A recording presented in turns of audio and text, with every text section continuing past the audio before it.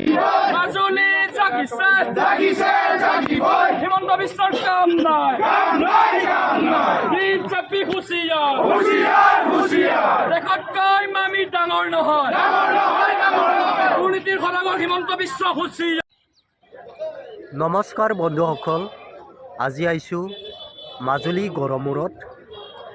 আজি কংগ্ৰেছৰ মিটিং বুলি আজি আহিছোঁ আৰু আজি গৌৰৱ গগৈ আহিব আৰু আপোনালোকক মই দেখুৱাবলৈ চেষ্টা কৰিম। আপোনালোকে সম্পূৰ্ণ ভিডিঅ'টো চাব আৰু যিমান পাৰে আপোনালোকৰ মাজত জিন্দাবাদ গৌৰৱ গগৈ জিন্দাবাদ গৌৰৱ গগৈ জিন্দাবাদ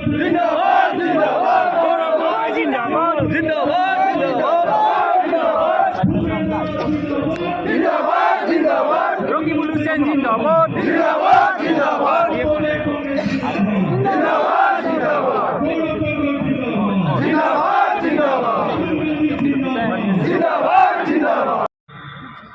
বিধায়ক ভাস্কৰজ্যোতি বৰুৱা ডাঙৰীয়া, প্ৰাক্তন মন্ত্ৰী ৰাজীৱ লোচন পেগু ডাঙৰীয়া, জিলা কংগ্ৰেছৰ সভাপতি অমল পূজাৰী, ৰামজ্যোতি বাৰিক ডাঙৰীয়া, ব্লক কংগ্ৰেছ সভাপতি দেৱকান্ত দাস ডাঙৰীয়াকে প্ৰমুখ্যে কৰি ইয়াত উপস্থিত থকা দলৰ সতীৰ্থসকল, সাংবাদিক বন্ধুসকল, মই প্ৰথমে ইয়াত উপস্থিত থকা দলৰ কৰ্মীখিনিক মোৰ ফালৰ পৰা আন্তৰিক ধন্যবাদ আৰু কৃতজ্ঞতা জ্ঞাপন কৰিবলৈ বিচাৰিছোঁ।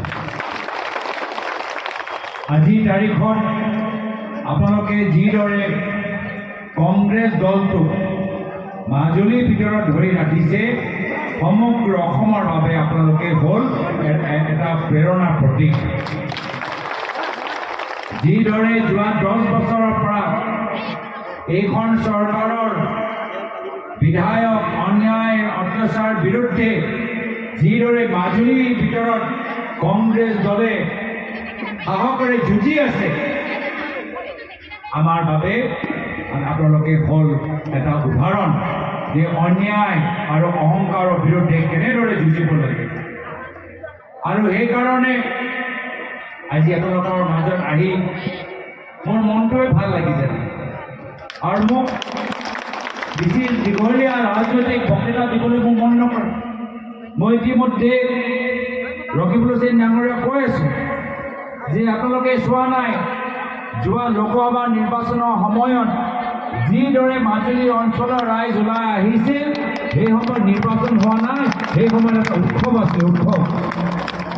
আৰু যেতিয়া তেওঁলোকৰ মাজত আহোঁ, যিদৰে ৰাইজ ওলাই আহে, ইমান ফূৰ্তিৰ মাজত, ইমান আনন্দৰ মাজত, সেইকাৰণে আজি তেওঁ নিশ্চয় অনুভৱ কৰিছে আৰু তেওঁ আজি ৰাজহুৱাভাৱে ঘোষণা কৰিলে যে আগন্তুক বিধানসভা নিৰ্বাচনত মাজুলীৰ ভিতৰত কংগ্ৰেছৰ জয়টো নিশ্চিত কৰিব।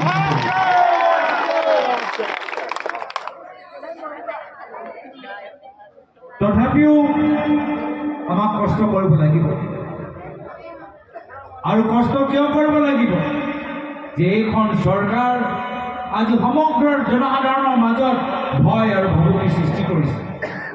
যদি অসমৰ মানুহৰ পৰা আমি তেওঁলোকৰ হৃদয়ৰ পৰা যদি আমি ভয় নাইকিয়া কৰি দিওঁ, তেতিয়া চাব আমি একচতীয়া আমি বিধানসভা নিৰ্বাচন আমি জিকিবলৈ গৈ আছোঁ। বিজেপিৰ ওচৰত, হিমন্ত বিশ্ব শৰ্মা ডাঙৰীয়াৰ ওচৰত একমাত্ৰ এটাহে অস্ত্ৰ এতিয়া আছে, সেয়া হ'ল ভয় আৰু ভাবুকি।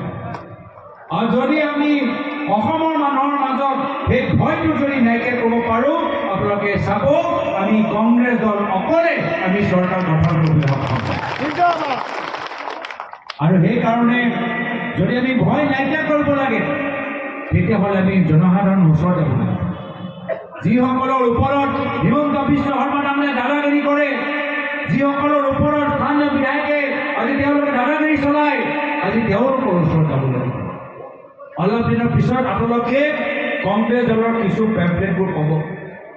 মই আশা কৰোঁ, সকলোকে অনুৰোধ কৰিছোঁ যে যেতিয়া আপোনালোকে পেম্পলেটবোৰ পাব, প্ৰায় মাজুলীৰ ভিতৰত আমি 30,000 পেম্পলেট আমি তৈয়াৰ কৰিছোঁ।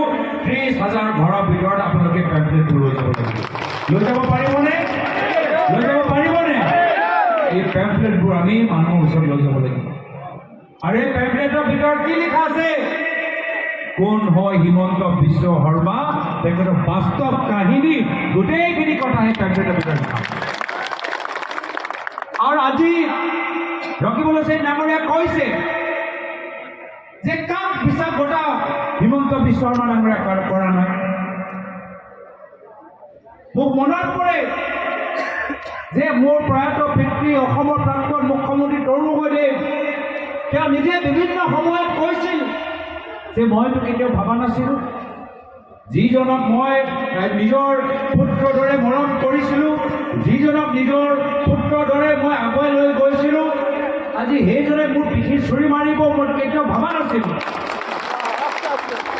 ভাবি চাওক এজন অভিভাৱক হিচাপে তেওঁ কিমান দুখিত আছিল যেতিয়া বিধানসভাৰ ভিতৰতে সকলৰ সন্মুখত হিমন্ত বিশ্ব শৰ্মা ডাঙৰীয়াই তেখেতক অপমানিত কৰিছে আজি ইয়াত আহিছোঁ ইয়াতো দেখিলোঁ যে যি কথা প্ৰয়াত তৰুণ গগৈদেৱে কৈছিল সেই কথা সঁচা প্ৰমাণ হ'ল তেওঁ কৈছিল যে হিমন্ত বিশ্ব শৰ্মা তেখেতক পিঠি চুৰি মাৰিলে কিন্তু সৰ্বানন্দ সোণোৱাল ডাঙৰীয়া আৰু বুকুৰ চুৰি মাৰিব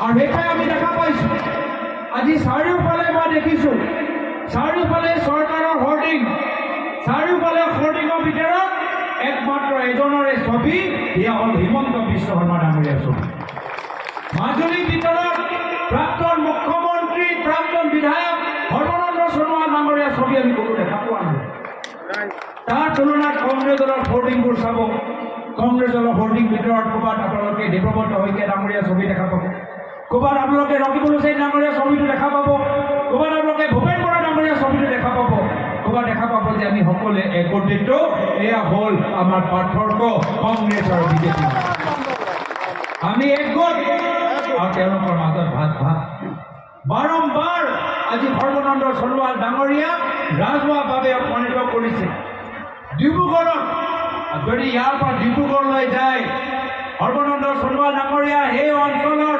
স্থানীয় বিধায়ক কেন্দ্ৰৰ চৰকাৰৰ মন্ত্ৰী ডিব্ৰুগড়ৰ ভিতৰত হৰ্ডিংবোৰ চাব তাতো আপোনালোকে মাত্ৰ হিমন্ত বিশ্ব শৰ্মা ডাঙৰীয়া দেখা পাব সৰ্বানন্দ সোণোৱাল ডাঙৰীয়া দেখা নাপায় তো কিয় হিমন্ত বিশ্ব শৰ্মা ডাঙৰীয়া বাৰম্বাৰ প্ৰায়ত মুখ্যমন্ত্ৰী তৰুণ গগৈদেৱে হওক প্ৰায়ত মুখ্যমন্ত্ৰী হিতেশ্বৰ শইকীয়াদেৱে হওক বা প্ৰাক্তন মুখ্যমন্ত্ৰী সৰ্বানন্দ সোণোৱাল ডাঙৰীয়াক হওক বাৰম্বাৰ সকলোকে বিশ্বাসঘাতক কিয় কৰে আপোনালোকে তেওঁৰ মনৰ কথাবোৰ বুজি পাওঁ তেওঁৰ মনৰ চিন্তা তেওঁ বাস্তৱ বিৱৰ্তন